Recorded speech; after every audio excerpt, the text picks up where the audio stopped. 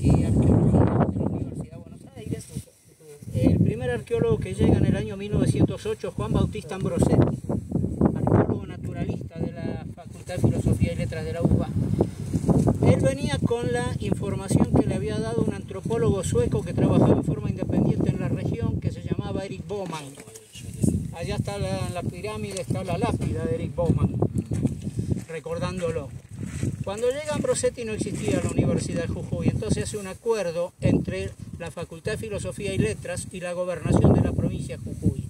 Ese acuerdo va a ser impulsado con fuerza de ley por la legislatura provincial en el año 1948.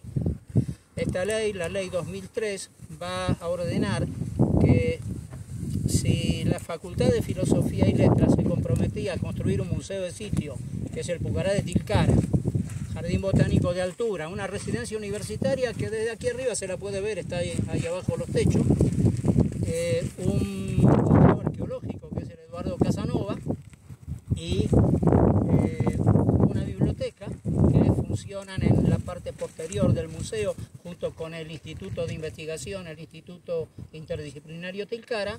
Se le otorgaba a perpetuidad la guarda del sitio arqueológico a la Facultad de Filosofía y Letras. Entonces tiene que entender, no significa que la Facultad de Filosofía y Letras sea la dueña del lugar. Este lugar no puede tener un dueño. Y tampoco significa que acá trabajemos solo personas de Buenos Aires porque está bajo la órbita de la UBA. Para que tengan una idea, el 90% de los 65 trabajadores y trabajadoras de este centro universitario son nacidos en la provincia de Jujuy. El otro 10% que sí venimos de afuera, de distintas provincias, el requisito que nos imponen hoy en día para trabajar aquí es radicarnos en la provincia de Jujuy. Es decir, no es como hacían estos primeros arqueólogos que venían de Buenos Aires, trabajaban acá y después se volvían a Buenos Aires. Ahora si uno quiere trabajar acá, tiene que vivir acá. En el año 1950 es cuando empieza la reconstrucción sostenida del sitio. En aquella época, estos arqueólogos trabajaban de una forma diferente a como trabajan hoy en día.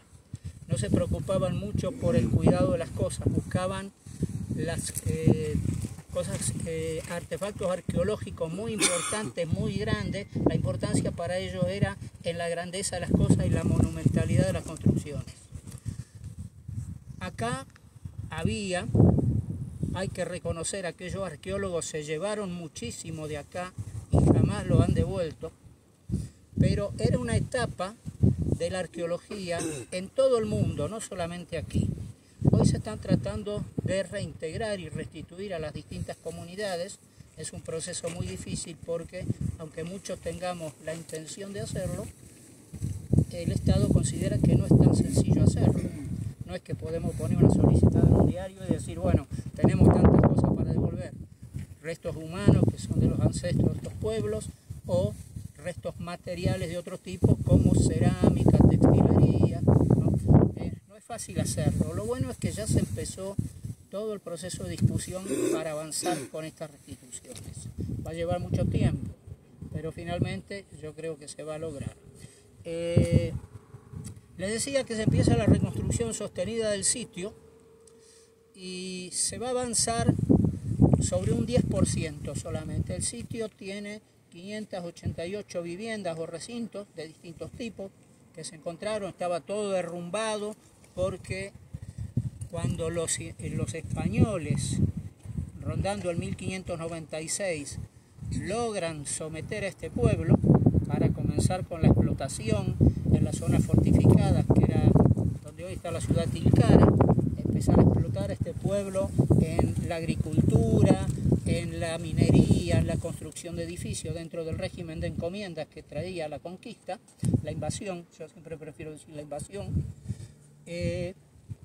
Van a ordenar que el sitio sea deshabitado completamente por la falta de mantenimiento y también un poco ayuda a los españoles que no querían que vuelva a habitarse el sitio va a colapsar completamente. Así lo encontraron los arqueólogos, no había nada en pie cuando llegaron ellos, era solamente derrumbe. 588 viviendas, se reconstruyó un 10%, 58 viviendas. Y hoy lo que se hace es el mantenimiento de lo que está reconstruido. La arqueología hoy ya no reconstruye más, ¿Por qué? Porque la destrucción de un sitio es parte de su historia. Si nosotros nos ponemos a reconstruir, estamos perdiendo la información, la estamos sacando del contexto original. Entonces se está perdiendo. Por ese motivo ya no se hace. Hay algo que le llama mucho la atención a la gente siempre, que es la pirámide, ¿no? ¿Qué tiene que ver? Hay muchos que vienen con información sacada de las redes, hay que tener mucho cuidado con lo que uno busca en internet. Consideran que esto es algo que relaciona a estos pueblos con el culto de adoración al sol de sus ancestros. No, no tiene nada que ver esta pirámide con eso. Este es un monumento moderno, fue inaugurado el 9 de marzo de 1935, construido por la Asociación Nacional de Arqueología para homenajear a los primeros arqueólogos que trabajaron en este lugar, Ambrosetti, De Benedetti, Eric Baumann. Yo suelo decir en broma, pues ellos contrataron un arquitecto francés que se llamaba Martin Noel para que construyera un monumento que uno al verlo pudiera entender la complejidad y la unión del pensamiento latinoamericano de los Andes. Yo digo en broma siempre, quizá porque este arquitecto era francés, no tenía muy clara la geografía de la región y la historia, y para representar la unión del pensamiento latinoamericano de los Andes del Sur, no tuvo mejor idea que construir una pirámide azteca del Valle Central de México. No tenía nada que ver con lo que le había pedido. Tiene algún retoque Tihuanacota, Incai, con los arcos, la Puerta del Sol representada, pero no es muy relevante.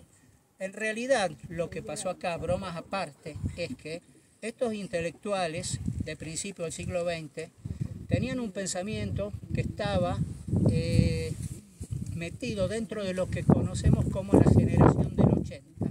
Y ellos querían construir un pasado glorioso de estos pueblos, y para ellos la gloria tenía que ser vista y comprobada en la monumentalidad, en los monumentos, las grandes construcciones. Acá no la encontraron.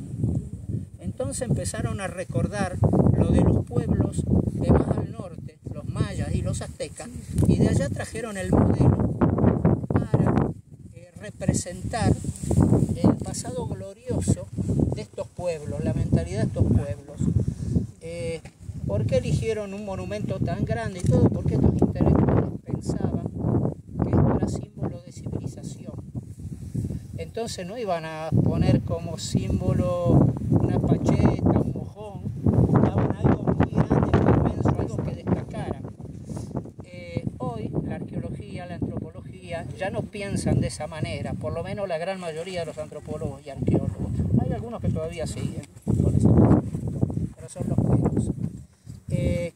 Yo digo siempre, como para empeorar las cosas, se le puso una placa con un texto de homenaje a estos arqueólogos. Ustedes lo habrán visto, está el nombre de los dos arqueólogos principales, Ambrosetti y De Benedetti, y el texto literalmente dice: entre las cenizas milenarias de un pueblo muerto, exhumaron las culturas aborígenes dando eco al silencio.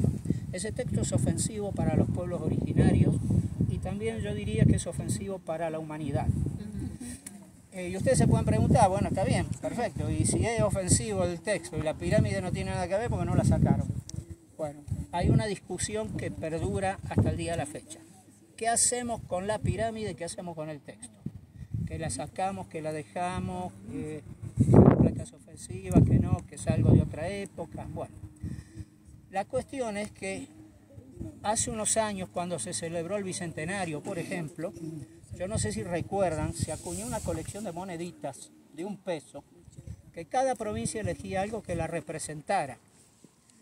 Mendoza eligió la Concagua, Misiones las Cataratas del Iguazú, Entre Ríos eligió el Palmar, la ciudad de Mar del Plata eligió el lobo marino, la provincia de Jujuy eligió la pirámide, que era lo que menos tenía que ver con la historia de estos pueblos, porque nos remite a las culturas mayas y aztecas, y allí entró en el panteón representativo, simbólico e histórico de la provincia de Jujuy. Hoy, si ustedes googlean Pucará Tilcara, la primera imagen que salta es la pirámide.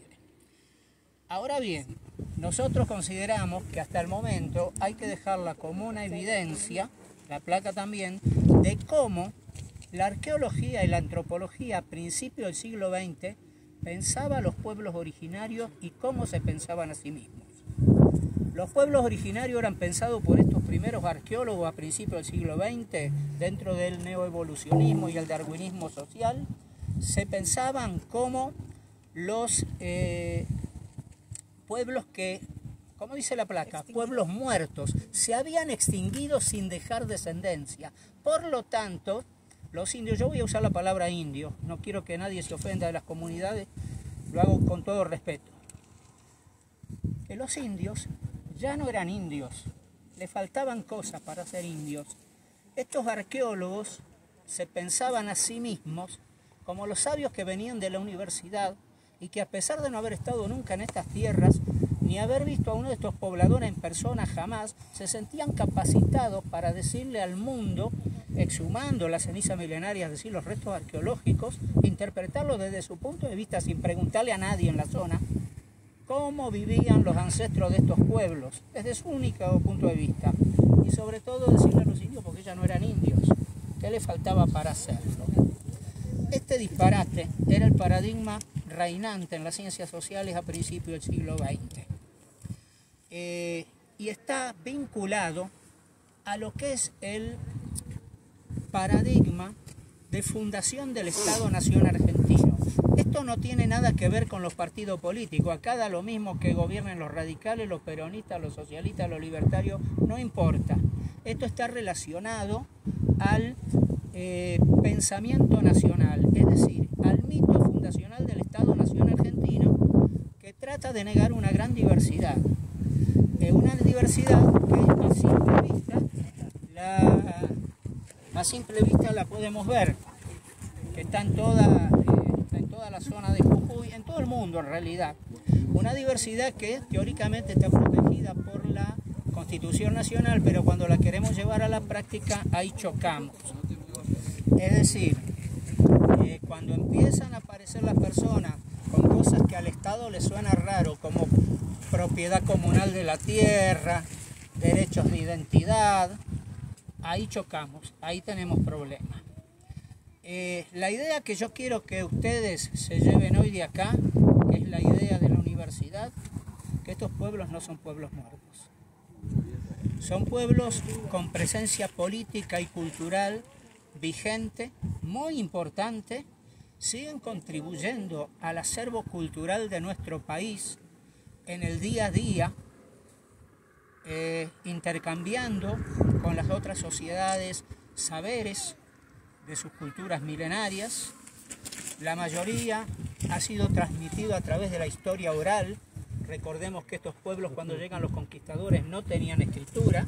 ¿Y por qué? ¿Porque eran atrasados? No, porque no consideraban necesitarla en ese momento. Tenían otras formas de comunicación, desde la cerámica, los textiles, la música, el arte rupestre. Eran otras formas de comunicación. Cuando llegan los españoles se va a incorporar la escritura. Y las crónicas y los escritos hay que tomarlos con pinza, porque uno por lo general escribe desde su punto de vista ideológico y cultural. Lo mismo que pasa hoy con los distintos periodistas.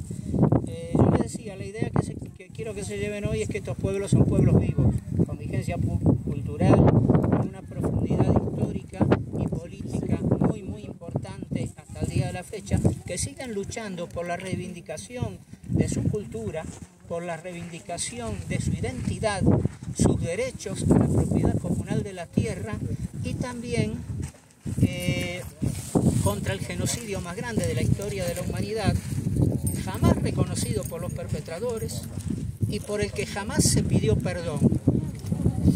Este genocidio que inicia con la llegada de Colón a las Antillas y perdura hasta el día de hoy en las distintas políticas que suelen aplicar los estados nacionales y provinciales sobre estos pueblos, porque el genocidio no ha terminado, el genocidio continúa.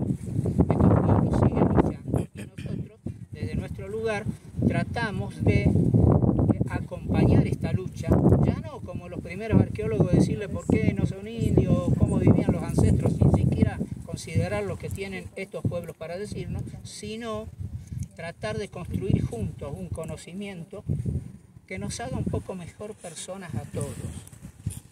un conocimiento que ayuda a consolidar un paradigma de una ciencia que sea socialmente útil. Esto es lo que quería comentarles nada más.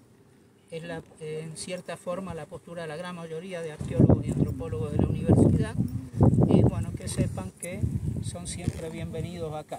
Acá ya hemos hecho varias ceremonias junto con SUMAG y las comunidades en el centro ceremonial, y bueno, esperamos próximamente poder arreglar todo el calendario para que ya directamente puedan venir a hacer todas las ceremonias respetando el calendario ritual agrícola.